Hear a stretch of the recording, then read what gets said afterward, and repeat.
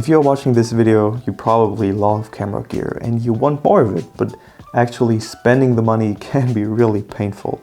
But to avoid that pain, I've found 4 ways on how you can save $200 to $300 per major piece of camera gear. So let's start with tip number 1, and that is to buy X display gear. This is actually my favorite tip and I really got some great deals through this.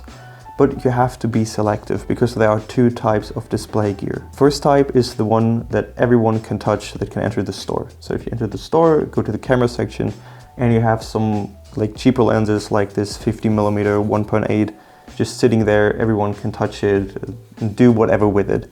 Of course, you don't want to choose this kind of display gear because you don't know what people did to it. But the second type is the one you want, and that is gear that was behind glass and only an employee can open it.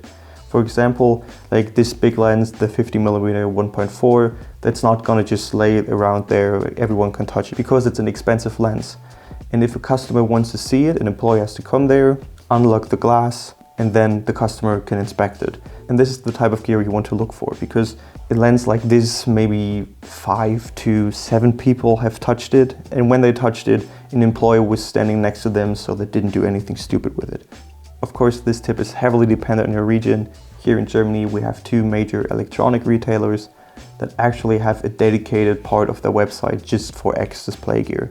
Sometimes they have new stuff in there, but usually all of that stuff comes at a discount of $200, $300, sometimes even $400, $500 or euros in that case.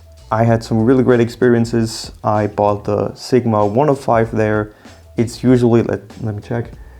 It's usually in Germany at 1,398 euros, and I got it for 1,199 euros. The Sigma 24 to 70 I got for 898 euros instead of 1,199 euros. It's basically new and really there wasn't even a scratch on it. And the lens I'm filming on right now, the Tamron 17 to 28 f2.8, I got for 650 euros instead of 799 euros. And I actually saw them for less over the course of the last few weeks. So you can really get some amazing deals for otherwise really expensive glass or also camera bodies. I saw the A7 III that I'm filming on right now.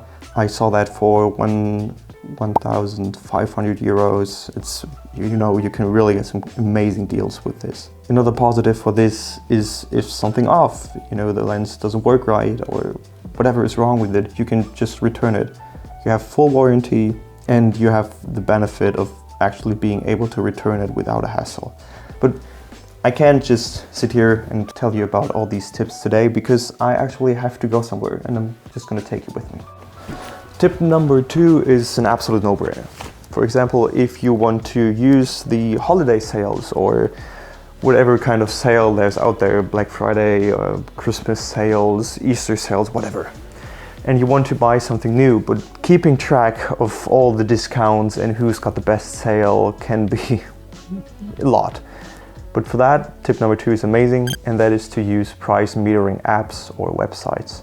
You can just use these sites to compare the prices from different retailers, and you can actually set price alarms. For example, if a lens you're looking for or a camera you're looking for is not at the price you wanted to, or you can afford to buy it, so then you just set a timer and it's going to notify you when the price is as you wanted, or as desired, if you want to call it that way. There's plenty of websites like these, and of course this is dependent on your region. If you live in Germany or in Europe or in the US, of course you can't use the same websites, but you'd have to do some digging, but I'm sure you're gonna find something. And really these websites can provide you some awesome value. You get this stuff new and you can get some really good details. For example, here, my DJI RS2 I got for, let me see my notes, $100 below retail with that tip. And the 50mm I showed earlier, the 1.8, I got for $70 below retail. I paid 150 euros. Great deal. You know, this lens is actually steel. I made a video about it. So that was tip number 2, and that is to use price metering apps. So let me finish packing this thing up and then I'm gonna hit the road.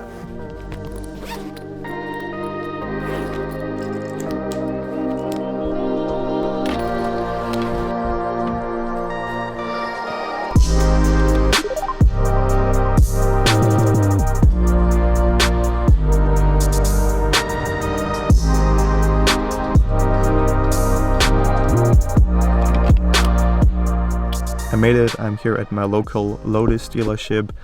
The new Lotus Electra is getting previewed today, so I'm gonna head in and get some cool photos.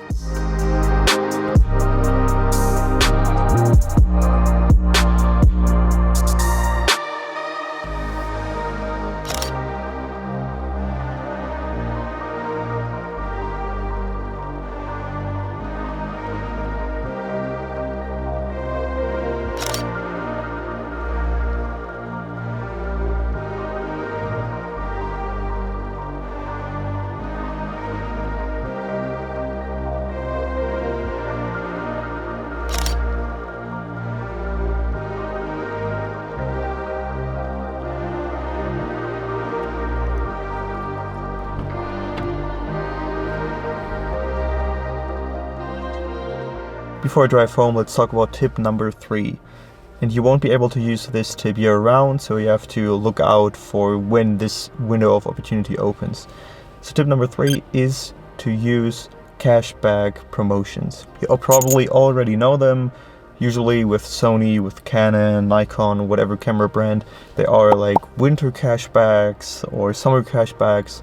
And when you buy a lens, you can send in, I think that's the product number or the serial number, and then you get a cashback of a set amount. This usually comes down to $200, $300, sometimes even $400 or euros, depending on where you live. As I said, you can't use them year round. Usually they're in the summer, winter, or around holidays, so keep an eye out for them and then combine them with tip number 1 or 2. So let's drive home. Where's the key? Okay, find the key. Wait, there it is. Found it.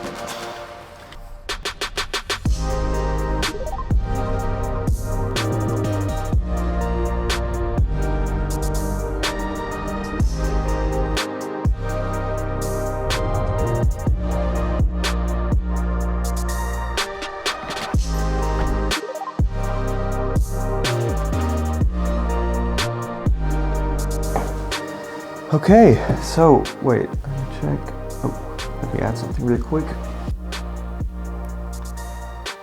I think we're all set up now. Okay, I think I mispronounced the car. Let me check how it's actually called. Let's see what Matt Watson calls this car. I mean, he's British, he should know. Apparently it's pronounced Electra. Okay, kind of weird name. But okay, before I'm going to share my 4th and final tip with you, please consider subscribing for more gear and photography related content. And while you're down there, hit that like button, it would really help me out a lot. Okay, let's continue to the 4th and final tip, and that is buying gear used. If you're looking for something that's more older and maybe even vintage, then buying it used is probably your only option. If you're buying something used, I would recommend you to buy it from a refurbished site, because again, you have way more security, and in case the lens or the camera you've bought turns out to be broken or something is wrong with it, you can send it back and you have some sorts of safety. But if you buy it from someone who's just a random person from eBay or Craigslist or whatever, maybe 2 weeks down the line, it turns out that the lens is in fact broken or it does not work the way it's intended to be, then you're kind of out of luck. And yes, with the refurbished sites, you are paying for their marketing, for them to check the things and to get some profit for them. So yeah, the prices are going to be a bit higher, but sometimes you can get really good deals for these. And if you're buying something from a random person, let's say over eBay, Craigslist, again, whatever, then you should probably go and pick this thing up in person, because let's face it, some people out there are just trying to scam you. So With more expensive things like lenses and camera bodies, I would recommend you to pick it up in person, try it out first. If you buy a lens, then take your own camera with you or ask if they have a camera with them, and then try the thing out before you actually buy it. Go through these things, go to the maximal focus distance, to the minimal focus distance, go through all the paces of the lens, or if you're buying a camera body, and try everything out and see if it's actually working or not. This way you can pretty much be sure that this thing you're buying is actually what you are buying and not something broken or partially broken. So the common theme with all of these tips is patience, because you kind of have to wait for the right moment to get a good deal. And for me, that's a good trade-off, and it's a trade-off I'm willing to make if that means that I can save some couple $100s. But now that you're looking into buying a new piece of gear, you still need to practice, because a new piece of gear won't make you a better photographer or videographer. So if you want to level up your car photography, then watch this video next, because these tips are golden. And I've heard people say, and I know it's hard to believe, but I've heard people say that their car photography became better by 69% just by watching this video. So, I mean, it's a steal. It's free. Just watch the video and you won't regret it.